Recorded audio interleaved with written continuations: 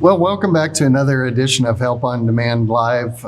We had talked before with Andrew Vidockler, Associate Director of Pickens College, and we had so much information that Chad and I decided to have him back to go through additional questions and answers. So welcome back, Andrew. Oh, thanks so much, John. It's a pleasure to be back. Thanks so much, Chad. Appreciate the opportunity to talk with you both again. We have a new product that we are bringing to market. It's mainly just, we've always had the capability. It's just we're going to take it to market a little differently. But it's to plug in with and partner with schools as they work through and need, say, a substitute teacher, where maybe the teacher's sick or whatever the case may be, that we can get a substitute lined up quickly. Just wanted to get your view on that. We'd love to partner with you on it, but your view on how that process works there and what we might be able to do to help. Yeah. Well, hey, there's certainly a demand for that. I'll tell you that. That's for sure. And here in Aurora Public Schools, we use Kelly Services. They are the staffing. They're the staffing company that we use district-wide for any substitute teachers. It's definitely clear right now across the country, right? It's not an Aurora issue. It's not a Colorado issue. It's across the country. There's definitely a shortage of substitute teachers right now that are available. And so, anything that can be done to help tighten up that talent pipeline, I know would be appreciated by educators across the country. And so, yeah, definitely leveraging your technology at Help on Demand. I think that would be incredibly helpful because realistically, if you're sick in the morning and you're an instructor, you got to find someone. If you're a principal or someone in administration, you got to find someone. Students are coming and then a licensed adult needs to be there to greet them. And so, really shoring up that pipeline, I think would be incredibly, incredibly helpful. So sounds like you're definitely looking at all the right things. Thank you. Well, and I wanted to kind of add on to Chad's comment about, how does the process work right now? I mean, so I'm a math instructor. I wake up this morning not feeling well. Do I have to go to a list, an Excel spreadsheet and start calling down to find a backup? Is there some kind of system out there we're not familiar with? Mm-hmm. Where we're thinking ours fits in extremely well is that we could load all the teachers in different categories, social studies, English, math, whatever it is. Somebody wakes up in the morning, for example, and they go, "Oh, I'm not feeling too well today." They go ahead and enter their name in that they need a substitute. Our system would go out and find somebody that's available this very second that can show up at that school and fill in for the day. So can you share with us as much as you know about it of how is that filled right now? I mean, is there something similar, not similar? Is it emails and phone calls? Yeah. And so definitely am responsible for staffing substitutes here right now. And in my previous work as co-principal of Wyatt Academy, I was always responsible for staffing substitutes. So I could definitely tell you exactly what it looks like.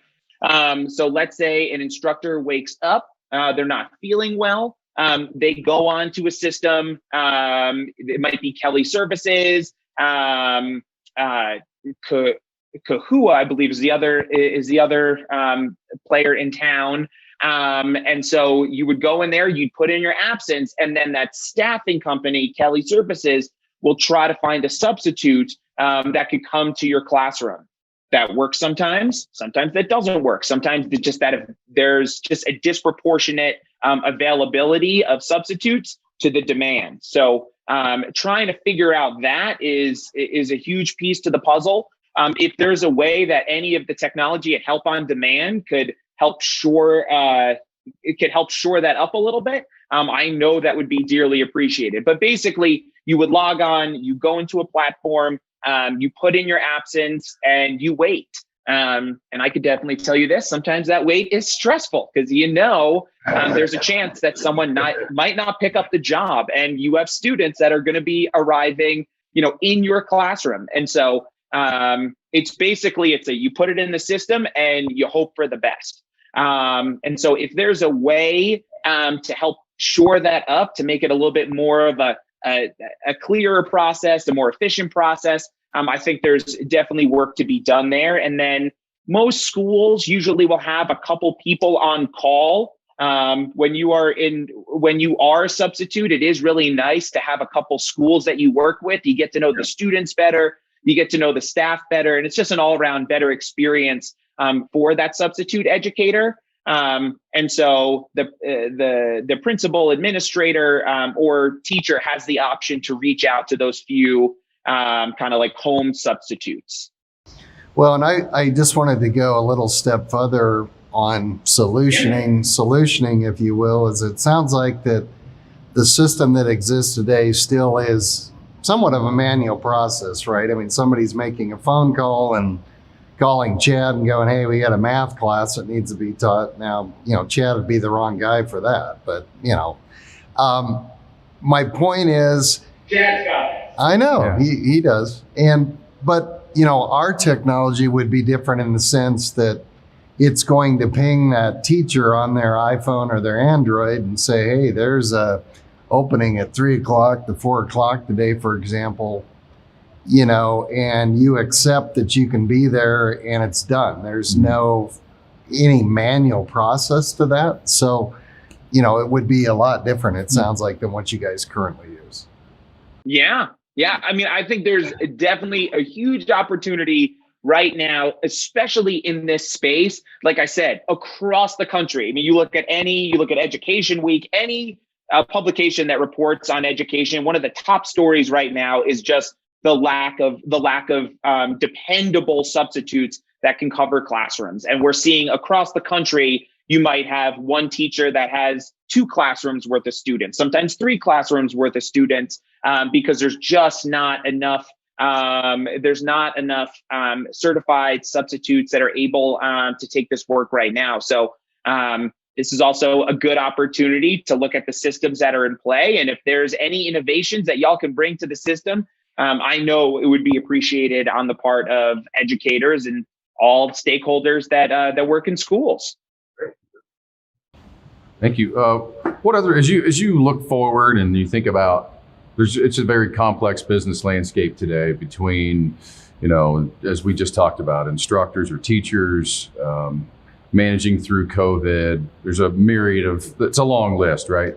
What are the things that kind of keep you up at night as you think about advancing Pickens Tech? Yeah, great question. I think one, ensuring that we are preparing students for the jobs of tomorrow and the day after that and the day after that. Things are moving really quick, right? Yeah, things change around the world. Yeah, things are changing fast. Yep. Exactly. And so we're doing everything we can on our end to make sure that, just like I said before, our motorcycle technicians, they're using the best technology that's available right now that they would see in industry and preparing for what comes after that and comes after that. So they're all trained on electric motorcycle technology and electric cars. And so that's one big piece, making sure that what we're teaching right now is going to ensure success tomorrow and the day after that for all of our students. I think another thing we're thinking a lot about is getting hybrid right. We're taking a really hard look at all of our courses. We've got an incredible committee that's doing the work here at the school right now, and they're really looking to see what courses could we make available in a hybrid setting. What is the demand for the course in that hybrid setting? And then ensuring that students would really be getting the best results in that hybrid setting. And so for us to do hybrid at a technical college where everything is so hands-on, it's just a little bit more challenging than a traditional college. And then I think the last piece is also, I should have mentioned this earlier, it's meeting the demand. We don't have enough space to meet our demand. Our medical programs fill up really quick. Our auto programs fill up really quick.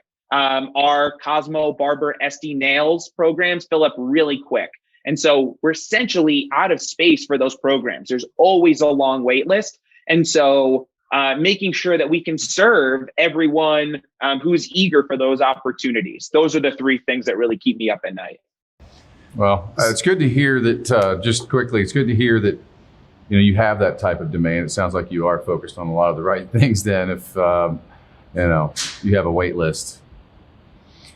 Yeah, absolutely. There's a lot of competition out there. You have, 4-year schools, 2-year, 1-year programs, different things like that. I'm always curious how you are kind of, in a sense, filling the funnel, right? So what do you do to market the college outreach within, maybe it's high school, businesses? How do you do that? I'm always curious, do you have recruiters on staff that, what is the outreach process you do to make sure that all those programs have enough enrollments?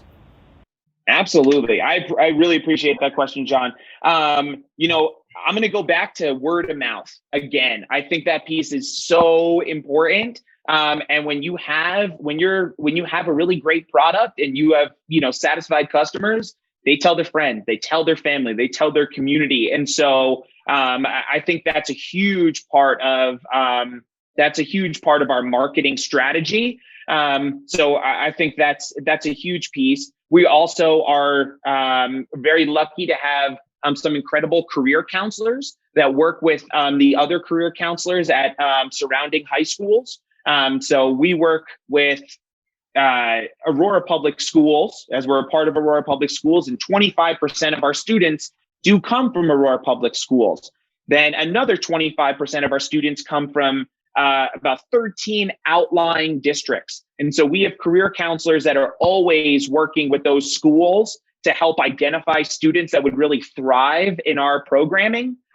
So that's another key part of our marketing strategy. And then just being in the community. I mean, if you come to Pickens and you just drive down the road anywhere here in Aurora, you're going to see bench ads. You go to the Aurora Mall, you're going to see big ads for Pickens Technical College. We definitely do lots of stuff on social media. So you'll find us on Facebook, on Instagram, on LinkedIn, on Twitter, always trying to get the word out there. And then, of course, like anyone else, we're doing tons of stuff with Google search engine optimization, and really being able to target students that we know are going to thrive, in this environment. So really making ourselves available to the community, having that presence is so important. And so those are some of the different strategies we utilize to make sure that one, we have our competitive edge, but also just getting the word out around some of the great things that are happening here at Pickens Technical College. I think those are some really important pieces that we have. And I should add another piece is just the quality of education, what you earn when you graduate from one of our programs. This part is super important. We are a debt-free college. You do not accrue any debt here. There's no loans you can take out. We will work with you. There are scholarships, there's opportunities, but none of our students graduate with any debt. And so I feel like that piece is also really important. And so it's really kind of like a multi-pronged approach to make sure that one, we keep our competitive edge, and two, we just get the word out about all the incredible things happening here at Pickens Technical College. I wanted to jump on something that you said, and that was that your resource counselors out there, you make that connection with the students. How is that done? I mean, if you have a student, for example, that speaks mainly Spanish, do you link them together with a Spanish-speaking resource counselor? Or, somebody's interested in barber. Is it segregated by counselor to, how does that work? I mean, if I'm interested in automotive, how do I get kind of, in a sense, sent to the right person at Pickens to make sure we can talk the lingo, if you will? Yep. Absolutely. And so at all in in Aurora Public Schools and the surrounding districts as well, what they'll do with their students is the students do something called an ICAP. And it starts in elementary school. And it really helps the student to identify what they're passionate about, what they really like. And that helps the instructor and the career counselors throughout the student's process in a K-12 kind of help to see what it is that the student's passionate about and where they'll actually do their best work. And so by the time, students are in middle school, if automotive is a real passion of theirs, that should be identified by the instructor, that should be identified by the career counselor. And there's good conversations that happen with the family and the student. And then when that student gets to high school, if we take students when they're juniors and seniors, if a student identifies in their sophomore year that they would like to go into an automotive programs here at Pickens, and they get that opportunity to earn those credits while they're still in high school, then we know that it's a good fit. And so it's really kind of a collective approach of the student working with the instructor, with the career counselors, the family should be involved, and the student is able to kind of identify, I want to be in automotive. This is what I want to do. I want to own my own shop. I want to work on vehicles. That's where I'm happiest. And so at that point in time, then we'll say, hey, this is a great fit. And Aurora is such an incredible place. I mean, I should say Aurora is ranked 17th most diverse city in the United States. In Aurora Public Schools, this statistic is incredible. And it really highlights the fact that diversity is a strength. And it's just something that just makes Aurora Public Schools such a special place. We have students from 130 different countries that speak 160 different languages. And so we have translators and a variety of different ways that we're helped to ensure that the families are really clear on communication, and we're able to best work with the students, in an equitable fashion to make sure that they have all the information to make these really important career choices. It's fantastic. Andrew, I just wanted to kind of turn it to you. What else do you want to cover today? Is there any questions that you have for us, or anything you want to get out since you have so many hats? Oh my goodness. Well, I mean, first off, I would definitely say I really appreciate the time. I love talking about education, as I'm sure y'all could see. It's a huge passion of mine. And I mean, I would love to hear from you. I mean, I know we talked about the opportunity to tighten up the substitute pipeline and make that process as smooth as possible. But I mean, I'd love to hear from you about, what you see as help on demands, possible contribution or work in the education space. I would love to just hear some of your ideas or what y'all are working on. Yeah, I think it's interesting. Help on demand. We have been looking at education and working with people in education because it satisfies some of our core competencies. Really, we're in the business of connecting people and connecting people fast, faster than what they're used to, say with email or other modes. So if you think about rideshare technology, and you come outside of the airport, you put in your code, say, hey, I need a ride. Think about what really happens then is that your information goes out to available drivers, as an example, and either they're working then or they're not, right? So we're out there trying to find someone immediately close geographically and that they're working. So that's really what we want to bring to other industries like education. In the example of the substitute teacher, we want to find teachers in the area that are open to work. And so we would approach it the same way. We've also been working on an application similar, looking for tutors. So if it may or may not be directly applicable to Pickens, but if you think about how this distributed classroom and the hybrid classroom has been working, we want to be able to get kids and students resources when they need them from available tutors or teachers. So those are a few things we're working on, but it really comes down to having a sponsor of someone who wants to connect people and having a good set of experts to plug into that. Well, that sounds fantastic. Oh, I'm sorry, John. No, go ahead. Yeah, I was just going to say, I mean, I think figuring out a way to tighten up that pipeline with tutors and with substitutes, those definitely sound like the right avenues right now. And that certainly have the opportunity for innovation and to tighten up that process to best serve the consumer. So yeah, I mean, those sound like the right ones for sure. Well, and the difference with us and our technology with any of our clients is that we tailor build the system or configure the system specifically to the needs of like Pickens, for example. It's not a plug and play that goes, well, we hope we built this system for XYZ college, hope it works for you. Yeah. We don't do that. It's you're going to have a different philosophy or strategy, or you're going to want a different feel of that technology to match the vision culture of Pickens, for example. And so you can even go as far as, segregating areas of expertise. You can put your instructors in, for example, at maybe you tier them in a sense that, well, these have been in teaching for 20 years and, these have been in there 10 years and these that are been 20 years, they're kind of the first choice of the students, whether it's, substitutes or whether it's tutoring, as Chad mentioned. Mm-hmm. It's always branded to your organization. So it's your logo, your colors, what do you want to say? The message, the feel is you, because you're going to do things different than everybody else does. Yep. Yeah. I totally agree. And it sounds fantastic. I really appreciate kind of the background and the opportunities for y'all to just do some incredible work in the education space. So thanks so much for sharing that. I really appreciate it.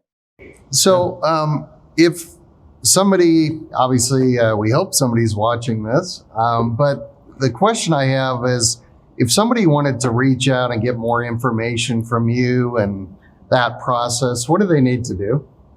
Absolutely. Great question. Thank you so much. So I would say first and foremost, visit pickenstech.org. Check out our website. We got tons of video, tons of pictures. And so want to make that process as easy as possible. And then I would call 720-502-8544. You call that number, they'll be able to walk you through whatever it is that you need and certainly plug you into anyone with specific information. So I would go to pickenstech.org and then go to 720-502-8544. I would give that phone number a ring and then we'll get you all taken care of. Awesome. That's fantastic. Get prepared for a future debt-free. What a deal. Yes. Awesome. Andrew, thanks so much for your time today. It's been fantastic to, learn more about you as an individual, but also what you're doing to prepare young people for their futures. It's awesome. It's what we need a lot of that right now. And so I appreciate your passion for it as well. It's obvious that you love what you do. So thanks for your time today, sir. Oh, thank you so much, Chad. Thank you so much, John.